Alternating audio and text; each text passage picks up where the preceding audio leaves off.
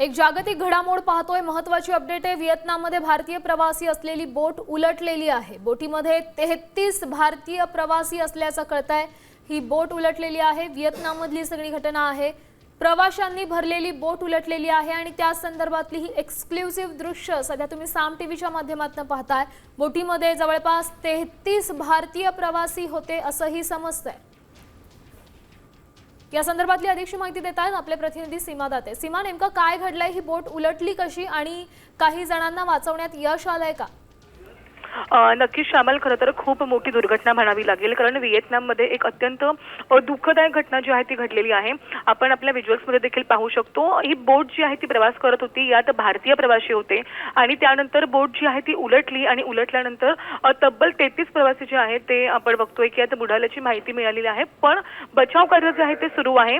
मिळालेल्या माहितीनुसार असं सांगण्यात येतंय की अतिरिक्त प्रवासी जे आहे ते बोटीमध्ये होते, जास्त प्रवासी जे आहे ते बोटीमध्ये होते आणि क्षमतेपेक्षा जास्त प्रवासी असल्यामुळे खरं तर बोट उलटल्याचा अंदाज वर्तवला जातोय। आणि आता जर आपण पाहिलं तर जोरदार लाटांमुळे बोटीचा जो समतोल आहे तो बिघडला आणि त्यानंतर ही बोट उलटली। हा अपघात झाल्यानंतर तिथल्या स्थानिक प्रशासनाकडून जी मदत जी आहे ती मदत दिली जाते। तात्काळच बचाव कार्य जे आहे ते सुरू केलेलं आहे आणि आताही आपण पाहिलं तर अनेक ठिकाणी या ठिकाणी आपण जर पाहिलं तर बचाव कार्य सुरू आहे। महत्त्वाचं आहे ते म्हणजे आता ह्या लोकांना जे बुडालेले आहेत त्यांना बाहेर काढलं जातंय आणि काही जण जे आहेत त्यांना बाहेर काढलं, त्यांना सुखरूप बाहेर काढण्यात आलेलं आहे आणि अजूनही हे बचाव कार्य जे आहे ते सुरू असल्याचं पाहायला मिळतंय। श्यामल, नक्कीच धन्यवाद सीमा दिलेल्या या सविस्तर अपडेटसाठी। तर बचाव पथक सध्या तिथे पोहोचलेलं आहे। बचावाचं कार्य सुरू आहे। व्हिएतनाममधली सगळी दृश्य आहेत।